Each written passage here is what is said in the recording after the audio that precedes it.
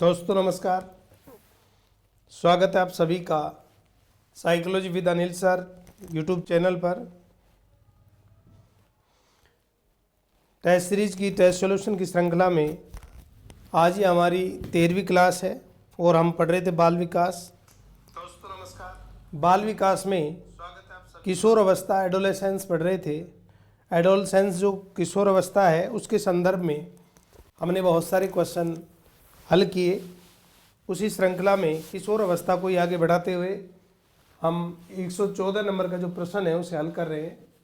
यहाँ पर आप देख रहे हैं जैसा कि आपको दिखाई दे रहा है, किशोर अवस्था के संदर्भ में स्कूल व्याख्याता में इसमें सवाल आते ही आते हैं।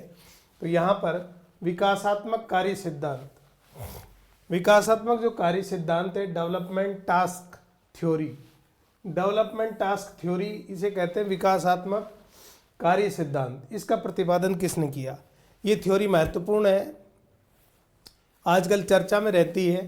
तो विकासात्मक कार्य सिद्धांत किसने प्रतिपादित किया यह आपको बताना है।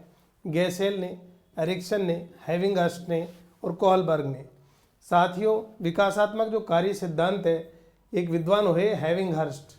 तो हैविंगहर्स्ट ने विकासात्मक कार्य सिद्धांत प्रतिपादन किया और प्रत्येक विकासात्मक अवस्था में समाज जो है, समाज बच्चों से कुछ उम्मीद करता है। तो वहाँ पर उन उम्मीदों पर खरा उतरने की कोशिश बच्चा करता है, तो कई बार बच्चे के मानसिक तनाव भी हो जाता है। तो यहाँ पर विकासात्मक कार्य सिद्धांत जो प्रतिपादन किया हैविंगहर्स्ट ने किया, प्रत्येक विकासात्मक अवस्था में समाज जो है वो बच्चों से कुछ उम्मीद करता है, जिसे सामाजिक प्रत्याशा कहते हैं। इसे आप समझ लो, ये इम्पोर्टेंट है परीक्षा की दृष्टि से। कई बार पूछते हैं सामाजिक प्रत्याशा क्या है, यानी समाज कुछ बच्चों से अपेक्षा करता है, कुछ लोगों समाज के जो भावी पीढ़ी उनसे अपेक्षा करता है कि लोग आगे जो आने वाली पीढ़ी वो इस प्रकार समाज के नियमों में बंधनों में बंध कर जो ट्रेडिशन है, जो परंपरा है उसको फॉलो करें। तो यहाँ पर यही बात बता रहा है कि विकासात्मक जो अवस्था है उसमें समाज बच्चों से कुछ उम्मीद करता है, जिसे सामाजिक प्रत्याशा कहा जाता है।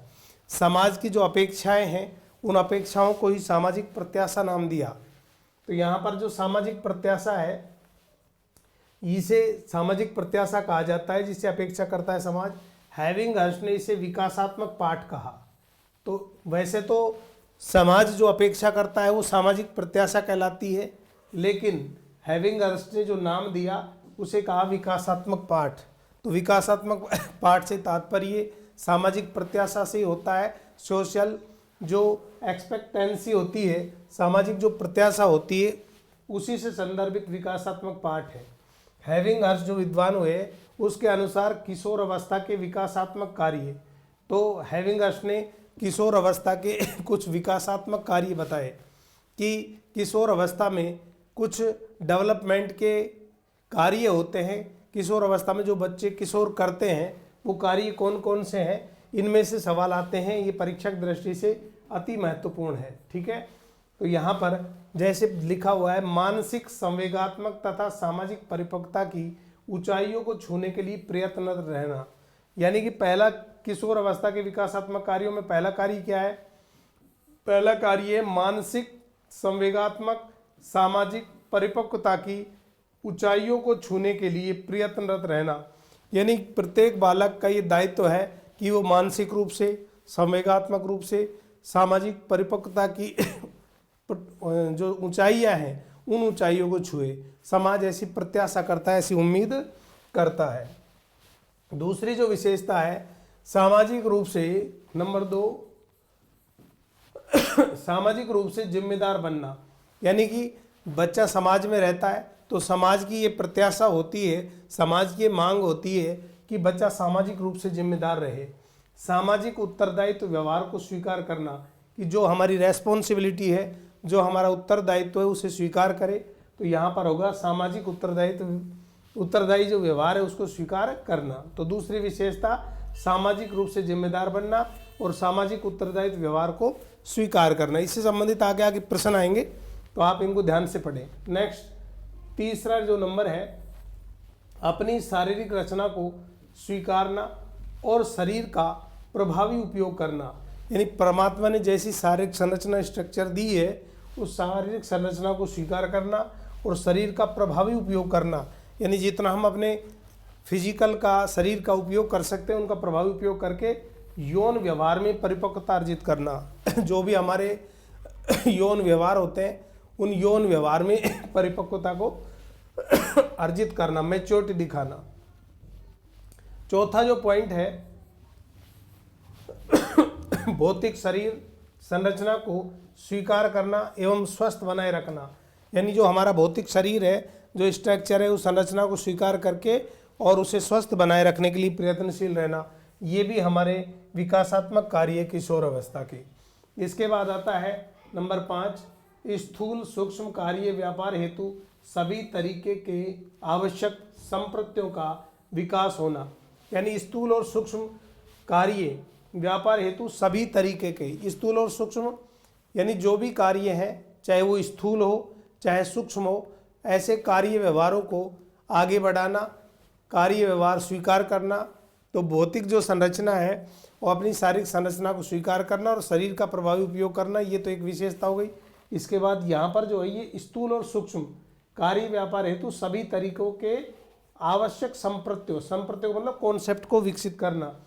अपने माता पिता, नंबर 6 है, अपने माता पिता और अन्य वयस्कों से संवेगात्मक स्वतंत्रता प्राप्त करना, यानी अपने माता पिता से और अन्य जो वयस्क है उनसे इमोशनली संवेगात्मक जो स्वतंत्रता है उसे प्राप्त करना, ये भी किशोर अवस्था की विकासात्मक विशेषता है। नेक्स्ट है नंबर 7, नौकरी और कैरियर की तैयारी करना, अपनी एक अलग पहचान बनाने की ओर बढ़ना, यानी किशोर जो है इस उम्र में एक अलग पहचान बनाने के लिए आइडेंटिटी क्राइसिस होता है इस उम्र में, तो आइडेंटिटी पहचान बनाने के लिए प्रयत्नरत रहता है। तो नौकरी और कैरियर की तैयारी करना और अपनी एक अलग पहचान बनाने के लिए आगे बढ़ना, ये भी किसका कार्य है? विकासात्मक कार्य किशोर अवस्था का। अधिक आत्मनिर्भरता की ओर उचित कदम बढ़ाना, ये हमारा भी ये भी कैसा कार्य है? आत्मनिर्भर बनते हुए आत्मनिर्भरता की ओर, सेल्फ अपने आप अपने काम को स्वयं करने की ओर, आत्मनिर्भर बनने की ओर एक अच्छा कदम बढ़ाना, आगे कदम बढ़ाना, ये भी विकासात्मक कार्य में आता है। तो यहाँ पर जो हेविंगहर्स्ट है, हेविंगहर्स्ट ने साथियों विकासात्मक कार्य बताए। तो यहाँ पर जैसा कि आपको दिख रहा है कि किशोर अवस्था के विकासात्मक कार्य, किशोर अवस्था के विकासात्मक कार्य, और ये किसके अनुसार है? हेविंगहर्स्ट के अनुसार। तो हेविंगहर्स्ट के अनुसार किशोर अवस्था के कुछ विकासात्मक कार्य जो मैंने आपको बताए। इसके बाद हमारा जो नेक्स्ट प्रश्न है, हेविंगहर्स्ट के अनुसार किशोर अवस्था का विकासात्मक कार्य कौन सा नहीं है, यानी कौन सा कार्य विकासात्मक कार्य नहीं है, किसके अनुसार? हेविंगहर्स्ट के अनुसार। तो यहाँ पर विकासात्मक कार्य मैं आपको पढ़ा चुका हूँ, 3 विकासात्मक कार्य यहाँ पर है और 1 नहीं है। तो कौन सा विकासात्मक कार्य नहीं है उसको अलग करना है। पहला है भौतिक शरीर और संरचना को स्वीकार करना एवं स्वस्थ बनाए रखना। हमने अभी पढ़ा है सामाजिक रूप से जिम्मेदार बने रहना या बनना, खुश और स्वस्थ रहे, नौकरी और करियर की तैयारी करना। तो हमने ये तीनों बता दी, नौकरी और करियर की तैयारी करना, सामाजिक रूप से जिम्मेदार बनना और भौतिक शरीर की संरचना को स्वीकार करना और स्वस्थ बनाए रखने के लिए प्रयत्नशील रहना। तो यहाँ पर जो आंसर बनेगा कौन सा विकासात्मक कार्य नहीं किशोर अवस्था का, तो सी होगा, यानी खुश और स्वस्थ रहे, ये विकासात्मक कार्य के अंतर्गत नहीं आता। नेक्स्ट जो प्रश्न है, हेविंगहर्स्ट के अनुसार कौन सा किशोर अवस्था का विकासात्मक कार्य नहीं है? तो यहाँ पर भी हेविंगहर्स्ट ने 3 कार्य विकासात्मक कार्य किशोर अवस्था के, 1 कार्य नहीं है। तो आपको ये कमेंट करके बताना है कि कौन सा कार्य नहीं है। जो भी साथी चैनल पर जुड़े हैं कृपया वो वीडियो को शेयर कर दें और लाइक कर दें। अपनी शारीरिक रचना को स्वीकारना और शरीर का प्रभावी उपयोग करना। पहली, सामाजिक उत्तरदायित्व व्यवहार को स्वीकारना और उसकी उपलब्धि करना। स्वयं के प्रति स्वस्थ आवृत्ति का निर्माण करना। अपने माता पिता और अन्य वयस्कों से संवेगात्मक स्वतंत्रता प्राप्त करना। यहाँ पर कौन सा किशोर अवस्था का विकासात्मक कार्य नहीं है, ये हमें बताना है। तो देखो हमने पढ़ा था शारीरिक रचना को स्वीकार करना और शरीर का प्रभावी उपयोग करना, ये भी इसकी विशेषता है। दूसरा है सामाजिक उत्तरदायित्व व्यवहार को स्वीकार करना, सोशल जिम्मेदारी को स्वीकार करना और उसकी उपलब्धि करना या उसे प्राप्त करना, ये भी था। माता पिता और अन्य वयस्कों के साथ संवेगात्मक स्वतंत्रता प्राप्त करना, ये भी क्या है, किशोर अवस्था की विकासात्मक विशेषता है। साथ ही ये जो है कि स्वयं के प्रति स्वस्थ अभिवृत्ति का निर्माण, ये किशोर अवस्था का विकासात्मक कार्य नहीं होता। तो हमारा जो आंसर बनेगा वो कौन सा बनेगा, सी बनेगा। नेक्स्ट जो प्रश्न है, निम्नलिखित में से कौन सा कार्य किशोर अवस्था के विकासात्मक कार्यों में नहीं आता। ये पुनः वह प्रश्न है, पूछा गया है। ये पूछा है फर्स्ट ग्रेड ज्योग्राफी 2016 में। इससे पहले वाला पूछा था फर्स्ट ग्रेड 2016 केमिस्ट्री में। इससे पहले वाला पूछा था फर्स्ट ग्रेड 2022 इकोनॉमिक्स में। तो ये विकासात्मक कार्य लगभग फर्स्ट ग्रेड में पूछे जा रहे हैं, तो आप ध्यान रखना, इंपॉर्टेंट है परीक्षा की दृष्टि से। अगला जो हमारा प्रश्न है, निम्नलिखित में से कौन सा सिद्धांत किशोर अवस्था, निम्नलिखित में से कौन सा कार्य किशोर अवस्था के विकासात्मक कार्यों में नहीं आता। तो कौन सा कार्य किशोर अवस्था के विकासात्मक कार्यों में नहीं आता, स्थूल सूक्ष्म कार्य व्यापार हेतु सभी तरीकों के आवश्यक संप्रत्यों का विकास होना, अपनी एक अलग पहचान बनाने की ओर बढ़ना, अधिक आत्मनिर्भरता की ओर उचित कदम बढ़ाना, वस्तुओं व्यक्तियों स्थानों मूल्यों के प्रति अस्थायी भाव विकसित होना। तो कमेंट करके बताएं, बहुत शानदार प्रश्न है कि यहाँ पर कौन सा विकासात्मक कार्य किशोर अवस्था का नहीं है। तो यहाँ पर हमने पढ़ा था स्थूल हो या सूक्ष्म हो, कार्य व्यापार हेतु सभी तरीकों के आवश्यक संप्रत्यों का विकास करना, छोटे हो या बड़े हो, ये भी हमारा क्या है, विकासात्मक कार्य है। अपनी एक अलग पहचान आइडेंटिटी बनाने के लिए बनाने की ओर आगे बढ़ना, ये भी हमारा विकासात्मक कार्य है। अधिक आत्मनिर्भर बनना, ये भी हमारा क्या है, विकासात्मक कार्य है। और वस्तुओं व्यक्तियों स्थानों और मूल्यों के प्रति अस्थायी भाव, अस्थायी भाव नहीं स्थायी भाव आना था, अस्थायी भाव विकसित करना, तो ये गलत हो जाएगा, ये विकासात्मक कार्य नहीं है। तो यहाँ पर आंसर हो जाएगा डी। नेक्स्ट, निम्नलिखित में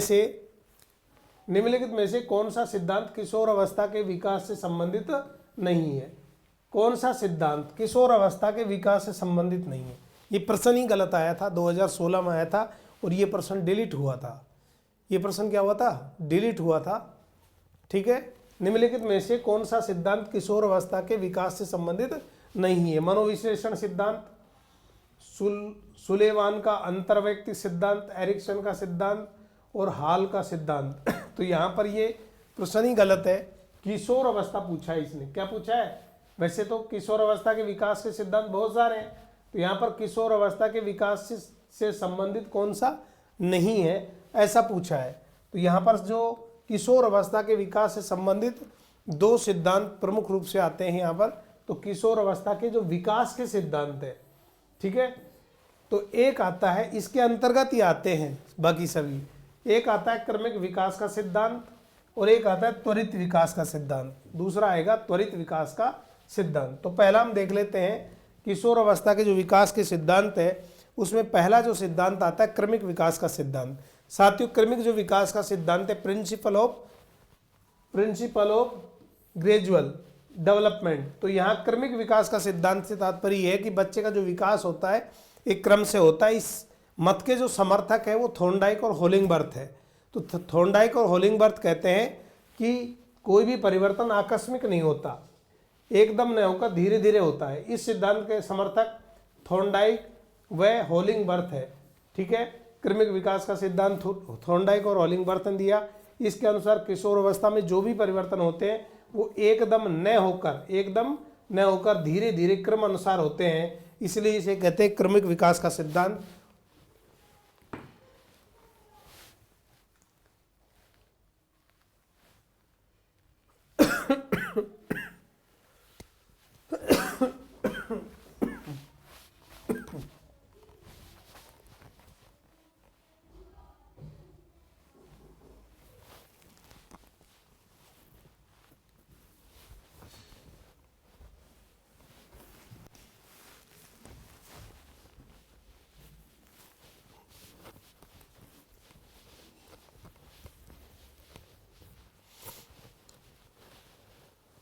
हाँ जी साथियों, कुछ नेट का इशू आ गया था, बफरिंग हो रहा था।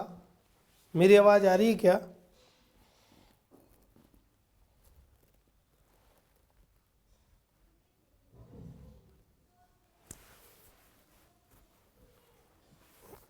मेरी आवाज़ आ रही है? बफरिंग हो रहा था, है ना। अब सही चल रहा है नेट, कोई दिक्कत नहीं है। थोड़ा वेट कर लिया करो, अगर बफरिंग होता है तो वैसे इसका समाधान में निकालता हूँ। कोशिश तो मैंने कर रखी है, एमबीपीएस भी अच्छा ले रखा है स्पीड का, पर पता नहीं क्या दिक्कत है गाँव में। तो देखें, क्रमिक विकास का जो सिद्धांत है, प्रिंसिपल ऑफ ग्रेजुअल डेवलपमेंट, इसके समर्थक थॉर्नडाइक और होलिंगबर्थ है। ये कहते हैं कि बच्चे का विकास या बच्चे में जो परिवर्तन होता है वो अचानक नहीं होता। जो भी परिवर्तन होते हैं एकदम नहीं होकर क्रमानुसार धीरे धीरे होते हैं। ये सिद्धांत किसने दिया? थॉर्नडाइक और होलिंगबर्थ ने।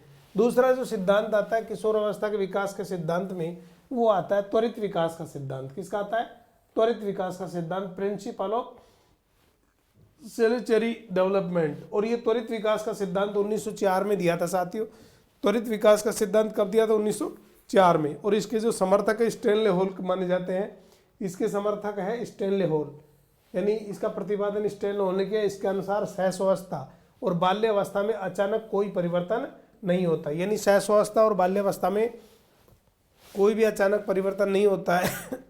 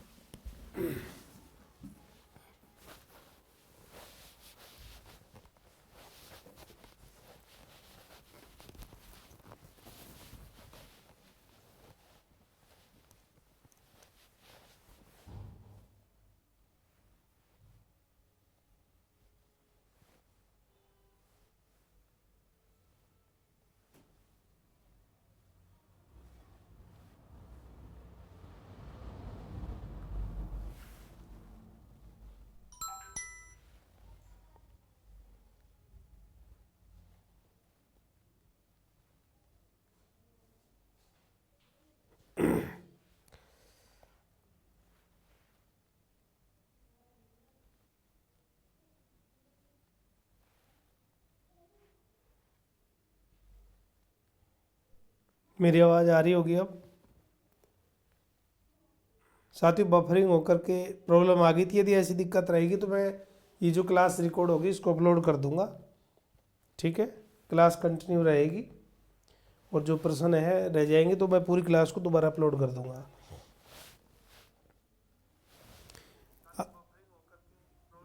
ठीक है। तो यहाँ पर त्वरित जो विकास का सिद्धांत है ये देने वाले थे स्टैनले हॉल। तो यहाँ पर विकासात्मक जो सिद्धांत है वो दो प्रकार के बताए। यहाँ पर किशोर अवस्था में विकास के सिद्धांत बताए। विकास के सिद्धांत, क्रमिक विकास का सिद्धांत, इसके जो समर्थक थे होलिंगबर्थ और थॉर्नडाइक है। दूसरा जो सिद्धांत है त्वरित विकास का सिद्धांत, स्टैनले हॉल ने दिया। स्टैनले हॉल ने जो सिद्धांत दिया इसमें 1904 में दिया और इसमें बताता है स्टैनले हॉल बाल्यावस्था और शैशवावस्था में कोई भी अचानक परिवर्तन नहीं होता।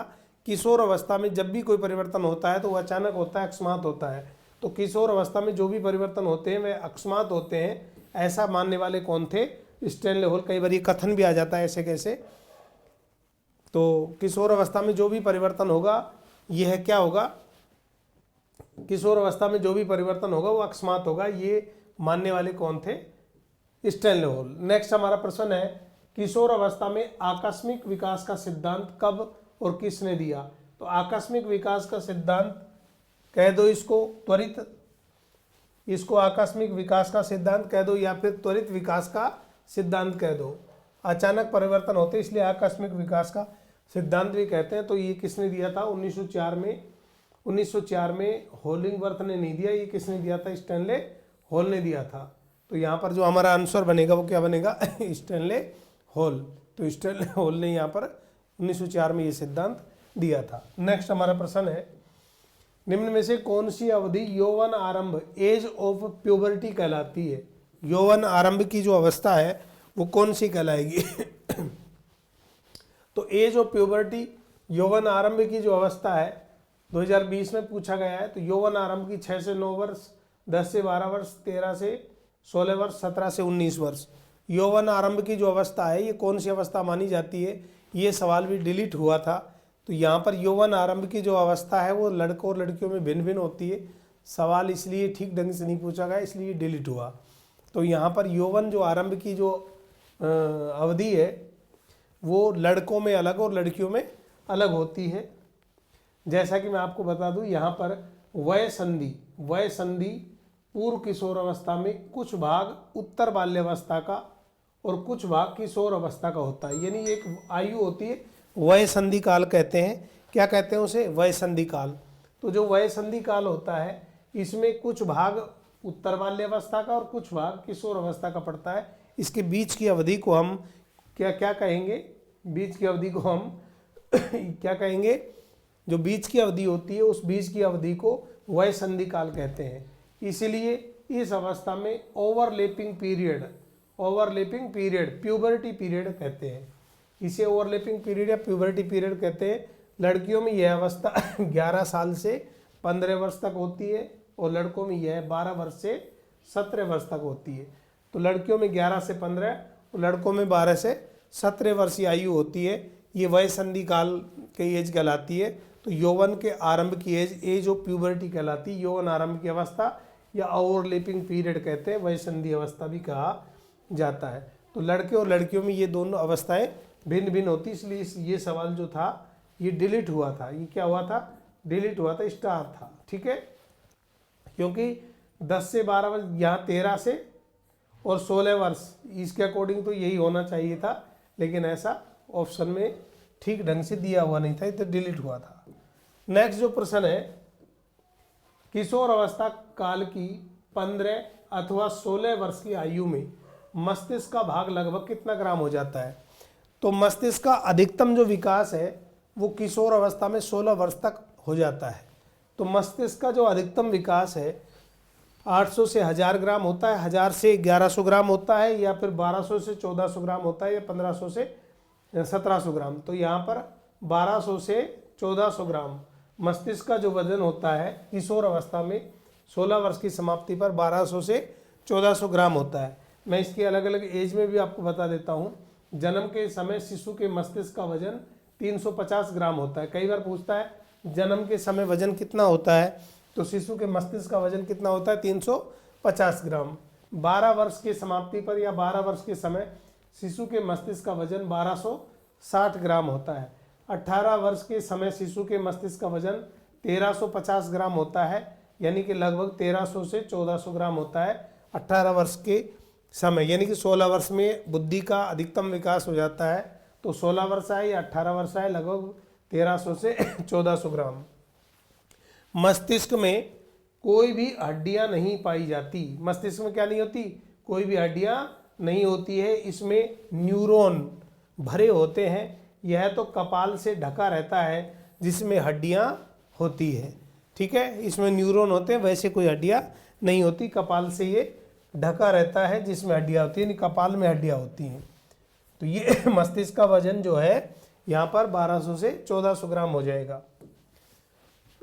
नेक्स्ट जो प्रश्न है, कोल के अनुसार, एक विद्वान हुए कोल, एक हुए कोलसनिक। कोलसनिक का हमने पढ़ लिया था वर्गीकरण, अब आ रहा है कोल का। कोल के अनुसार बालिकाओं के लिए पूर्व किशोर अवस्था का काल कौन सा है? तो यहाँ पर फर्स्ट ग्रेड 2016 में पूछा हुआ है, कोल के अनुसार पूर्व किशोर अवस्था का काल कौन सा काल कहलाता है? ये किसने पूछा है? कोल के अनुसार। तो पूर्व किशोर अवस्था का काल कौन सा कहलाएगा, ये आपको बताना है। तो 11 से 12 वर्ष, 12 से 13 वर्ष, 13 से 14 वर्ष और 15 से 16 वर्ष। तो यहाँ पर पूर्व किशोर अवस्था का काल होगा 11 से 12 वर्ष। 11 से 12 वर्ष का जो काल है वो पूर्व किशोर अवस्था का काल होता है, किसके अनुसार? कोल के अनुसार। नेक्स्ट जो है, किशोर अवस्था में सामाजिक विकास, कौन सा विकास? सामाजिक विकास की विशेषता है। किशोर अवस्था में सामाजिक विकास की विशेषता क्या है? समूह का निर्माण, मैत्री भावना का विकास, विद्रोह की भावना, उपर्युक्त सभी। ये सारे के सारे होते हैं। समूह की भावना का निर्माण भी होता है, मैत्री भावना का विकास भी होता है, विद्रोह की भावना भी होती है। तो यहाँ पर जो आंसर बनेगा वो बनेगा सामाजिक विकास में डी। क्या बनेगा? डी। नेक्स्ट, विभिन्न अध्ययनों के आधार पर स्पष्ट हुआ कि जन्म से 2 वर्ष तक बालक का विकास द्रुत गति से तेजी से होता है। अध्ययनों से पता चला कि बच्चे का जो विकास है जन्म से 2 वर्ष तक तेजी से होता है एवं यह धीमा हो जाता है। तो धीमा कब हो जाता है, कब द्रुत गति से होता है, ये आपको बताना है। तो यहाँ पर 2 वर्ष से किशोर अवस्था तक, 2 वर्ष तक बालक का विकास द्रुत गति से होता है एवं यह धीमा हो जाता है। 2 वर्ष से किशोर अवस्था तक, 3 वर्ष से किशोर अवस्था तक धीमा कब हो जाता है? तो यहाँ पर 2 वर्ष से किशोर अवस्था तक बच्चे का विकास क्या हो जाता है? थोड़ा धीमा हो जाता है। लेकिन 2 वर्ष तक, खुद ही कह रहा है 2 वर्ष तक बालक का विकास तेजी से होता है और 2 से बाद में क्या हो जाएगा? किशोर अवस्था तक धीमा हो जाता है, सामान्य हो जाता है। किशोर अवस्था में हालांकि पुनः तेज हो जाता है, लेकिन सबसे ज़्यादा जो विकास है वो शैशव अवस्था में तेजी से होता है। नेक्स्ट जो प्रश्न है, किशोर अवस्था में किशोर मस्तिष्क मानसिक संघर्ष, मेंटल स्ट्रगल्स से भरा रहता है। किशोरों का जो ब्रेन होता है वो मानसिक संघर्ष, मेंटल स्ट्रगल से भरा रहता है। परिणाम स्वरूप वह ग्रस्त रहता है। वह किससे ग्रस्त रहता है? सामाजिक संघर्ष से, सांस्कृतिक संघर्ष से, मानसिक संघर्ष से हतोत्साहित हो जाता है। तो वह किससे? जब मस्तिष्क मानसिक संघर्ष, मेंटल स्ट्रगल से भरा रहता है तो परिणाम स्वरूप वह किससे ग्रस्त रहता है? तो परिणाम स्वरूप वह किससे ग्रस्त रहेगा? तो परिणाम स्वरूप वह मानसिक संघर्ष से ग्रस्त रहता है। किससे रहेगा? मानसिक संघर्ष से। तो परिणाम स्वरूप वह मानसिक संघर्ष से ग्रस्त रहता है। ठीक है। नेक्स्ट, किशोर अवस्था खुशी रहित समय क्यों कहा जाता है? किशोर अवस्था को खुशी रहित समय क्यों कहा जाता है? किशोरों की आवश्यकता भिन्न होती है। शारीरिक परिवर्तन से उन्हें नए अनुभव, नई आवश्यकता महसूस होती है। किशोर महसूस करते हैं कि लोग उन्हें नकार रहे हैं। उपर्युक्त सभी। तो यहाँ पर जो आंसर बनेगा क्या बनेगा? उपर्युक्त सभी। क्योंकि खुशी रहित समय कहा किशोर अवस्था को। किशोरों की आवश्यकता भिन्न होती है, हम जो सोचते हैं वैसा नहीं होता, उससे डिफरेंट होती है। शारीरिक परिवर्तन से उन्हें नए अनुभव और नई आवश्यकता महसूस होती है। किशोर महसूस करते हैं कि लोग उन्हें नकार रहे हैं, नेगेटिव सोचते हैं वो कि लोग उन्हें वैल्यू नहीं दे रहे, नकार रहे हैं। उपर्युक्त सभी होगा। तो यहाँ पर किशोर अवस्था खुशी रहित समय कहा जाता है, इसके कारण है उपर्युक्त सभी। नेक्स्ट है, किशोर अवस्था में किस प्रकार के निर्देशन की आवश्यकता होती है? व्यक्तिगत मार्ग निर्देशन की, विद्यार्थियों के विभिन्न पक्षों से संबंधित पहलुओं के एकत्रीकरण की, समस्या के हल की, उपर्युक्त सभी। तो किशोरों को किस प्रकार के निर्देशन की आवश्यकता होती है? तो यहाँ पर उपर्युक्त सभी। व्यक्तिगत मार्गदर्शन भी होता है, विद्यार्थियों के विभिन्न पक्षों से संबंधित पहलुओं का एकत्रीकरण, समस्या के हल करना, उनकी प्रॉब्लम जो होती है उनको सोल्व भी करना चाहिए। तो यहाँ पर जो आंसर हो जाएगा उपर्युक्त सभी मार्गदर्शन की आवश्यकता होती है। नेक्स्ट है, बालक समाज के बारे में कम दुखी, हार्डली वरीड होता है, कम दुखी होता है समाज के बारे में, जबकि किशोरों में विकसित हो जाती है संवेगात्मक संचेतना, सामुदायिक भावना, सामाजिक संचेतना और पारिवारिक संचेतना। वैसे बालक जो है ना समाज के बारे में कम दुखी होता है, कम वरीड होता है, लेकिन जो किशोर अवस्था में जब बच्चा पहुंच जाता है तो उसमें ऐसा कौन सा भाव हो जाता है जिसके कारण वो वरीड होने लगता है, चिंतित होने लगता है, तो इसे कहेंगे हम संवेगात्मक संचेतना, सॉरी इसको कहेंगे सामाजिक संचेतना। क्या कहेंगे? सामाजिक संचेतना। संवेगात्मक नहीं होगी, सामाजिक, क्योंकि समाज के बारे में ना तो सामाजिक संचेतना जागृत हो जाती है, सोशल कॉन्शियसनेस हो जाती है, इस कारण से बच्चा ऐसा करता है। नेक्स्ट जो है किशोरों से परिपक्व व्यवहार की समाज की प्रत्याशा से किशोर में ले आते हैं। किशोरों से परिपक्व व्यवहार, किशोरों से समाज की अपेक्षा करता है कि वह परिपक्व व्यवहार करे, मैच्योर व्यवहार करे, और समाज की प्रत्याशा, समाज जो चाहता है, प्रत्याशा मतलब जो अपेक्षाएं समाज की, उससे किशोरों में ले आते हैं क्या? हीन भावना, उच्च भावना का विकास, समूह की सोच और सामाजिक एकता का विकास। तो बच्चे में क्या हो जाती है साथियों? समूह में हीन भावना का, यहाँ पर समूह में नहीं, हीन भावना का विकास हो जाता है। किसका विकास हो जाता है? हीन भावना। जब हम परिपक्व व्यवहार की समाज अपेक्षा करता है और एक प्रत्याशा होती समाज की, तो बार बार उस पर अपेक्षाएं, दबाव होता है एक बच्चे पर, इस कारण से हीन भावना का विकास हो जाता है। यदि उसकी मांग को हम पूरा नहीं कर पाते, बच्चे उस मांग को पूरा नहीं कर पाते। नेक्स्ट प्रश्न है किशोर अवस्था में मानसिक उथल पुथल, मानसिक उथल पुथल, मेंटल जो एग्निशन होता है वहाँ पर पहुँच जाते हैं। तो किशोर अवस्था में मानसिक जो उथल पुथल है वो पहुँच जाता है अधोपतन की स्थिति में, उच्चतम स्थिति में, उच्चतर विकास की स्थिति में और नकारात्मक स्थिति में। मानसिक उथल पुथल, तो मानसिक उथल पुथल टॉप पर होता है साहब, उच्चतम स्थिति में पहुंच जाता है। कहाँ पहुंच जाता है? किशोर अवस्था में उच्चतम स्थिति में पहुंच जाता है। तो किशोर अवस्था में मानसिक जो संघर्ष है वो अपने उच्चतम स्तर में पहुंच जाता है। नेक्स्ट, किशोर अवस्था के समाप्ति पर शरीर के कुल भाग का कितने प्रतिशत मांसपेशियों का भार होता है? फर्स्ट ग्रेड में पूछा है 2019 में, सेकंड ग्रेड में पूछा है, फर्स्ट ग्रेड फिजिक्स में पूछा था 2016 में। यहाँ पर किशोर अवस्था के समाप्ति पर शरीर के कुल भाग का कितने प्रतिशत मांसपेशियों का होता है? 40%, 35%, 45%, 33%। तो मांसपेशियों का जो कुल भार का होगा वो कितना होगा? 45% होता है। यानी कि जो 12 वर्ष तक, कितने वर्ष तक? 12, जो 12 वर्ष की आयु में किशोर होता है तो 12 वर्ष तक मांसपेशियों का भार शरीर के वजन का कुल 33% होता है। कितना प्रतिशत होता है? 33। और यह जो है किशोर अवस्था की समाप्ति तक, यानी 16 वर्ष की आयु तक 44% तक पहुंच जाता है। 16 वर्ष तक कितने पहुंच जाता है? 44%। इसलिए हमारा जो ऑप्शन में है वो 45% का हो जाएगा, राइट हो जाएगा। नेक्स्ट प्रश्न है मनुष्य के शरीर में हड्डियों की संख्या कम होती है। देखो मनुष्य के शरीर में जन्म के समय 270 हड्डियां होती है। कितनी होती है? 270। तो मनुष्य का जो शरीर होता है, जन्म के समय एक बच्चे का जब जन्म होता है तो उसमें हड्डियों की संख्या कितनी होती है? जन्म के समय 270 होती है। तो यहाँ पर हड्डियाँ, ये कह रहा है कि हड्डियों की संख्या कम होती है।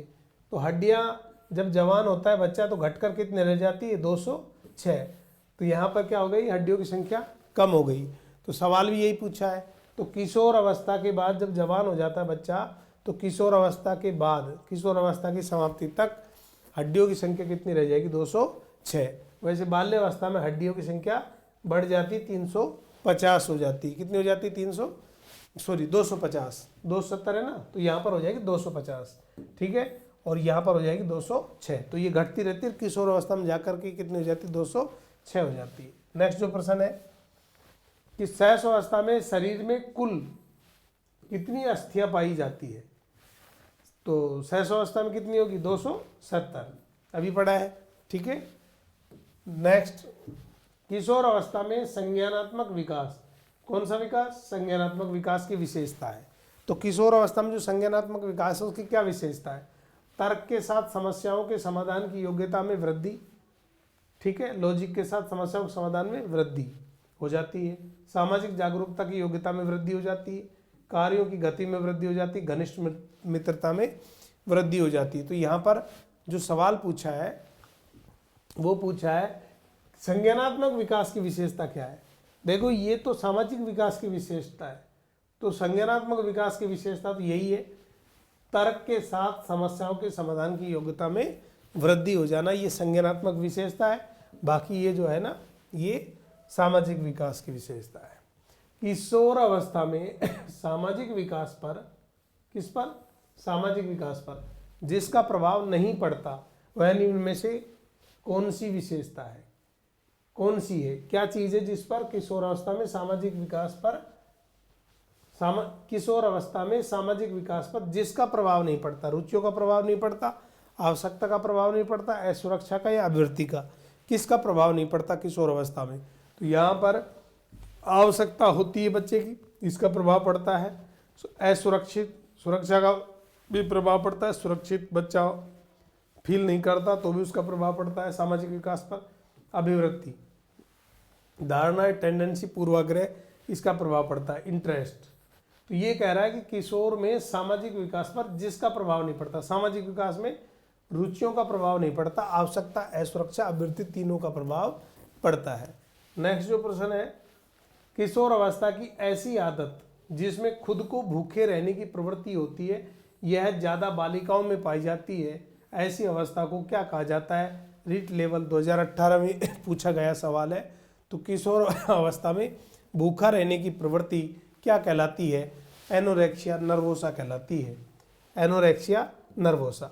तो यहाँ पर एनोरेक्सिया नर्वोसा और बुलिमिया नर्वोसा, बुलिमिया या बुलिमिया नर्वोसा, नर्वोसा, ठीक है।